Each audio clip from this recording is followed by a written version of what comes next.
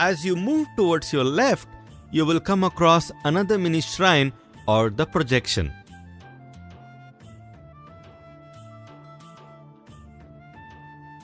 Here you will see the stone channel that carries the water that is used for Abhisheka inside the Sanctum Sanctorum.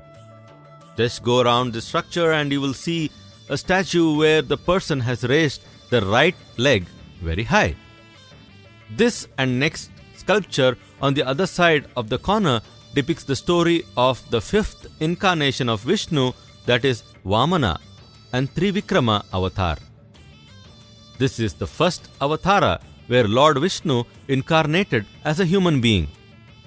The story is that the Lord Vishnu comes in Vamana avatar to control Emperor Bali's effort to become the king of all three worlds. In the adjoining sculpture, you see a dwarf Brahman asking for alms, and he just asks 3 feet of land from Bali. Bali agrees for this. At this point, Vamana grows into a giant called Trivikrama, and in first 2 steps, he conquers both earth and heaven. After this asks where he should put his 3rd foot. To this, Bali bows and points his head. The sculpture is depicting this scene. In the same section where Vamana is depicted, you can also spot another Kala Bhairava. You can easily spot this when you look for skeleton-like carvings around and the Bhairava himself holding neck and face part in his left hand. Immediately next to this, you will spot a sculpture of Ganesha in dancing pose. Here, Lord Ganesha is dancing on a flower, and while he is swaying, the bell he is wearing is also shown swaying with a rope carved in stone. On the adjacent wall, you can see a carving where Garuda is carrying one serpent and the other serpent is lying on the ground. Just on the corner to your left, you can see a sculpture which has different facial and body features and does not look like any god or goddess. The hair is curly and this man is holding hand of a boy who is wearing sacred thread. Next to this is Goddess Lakshmi in a dancing pose. As you keep walking to your left, you will see a series of Vishnu-related sculptures. Keep going until you come across a sacred bird, Garuda, carrying Krishna.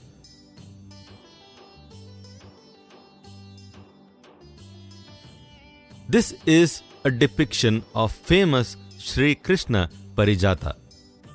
Here you can see that Lord Krishna is going away with sacred Parijata by mounting on top of a sacred Garuda. Indra, who is the rightful owner of Parijata, is chasing Krishna along with his beloved wife, Sachi, by mounting on Airavata. You can see that the artisan has depicted the elephant in a running position to show that this is a chasing scene. Just left to the elephant, there is another carving of Lord Vishnu traveling on a sacred bird called Garuda. If you observe the wall adjacent to this structure, you will see another statue of Lord Vishnu with 7-headed snakes, Shesha, in the background as hollow. Continue walking to your left and place yourself on the outer projection of the next section.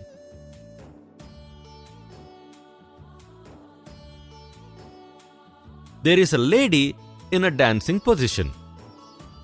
This is believed to be inspired from Queen Shantala Devi, who was a brilliant Bharatanatyam dancer.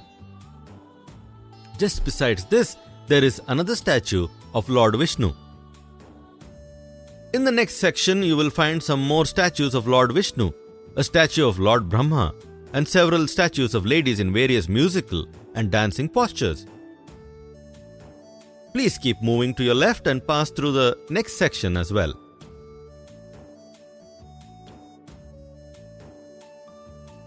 Apart from several dancing figures of ladies in different postures, you will come across sculptures of Narasimha and Bhairava in this section. You will also cross another projection or mini shrine which has Shiva and Parvati sculpture on both sides of the wall.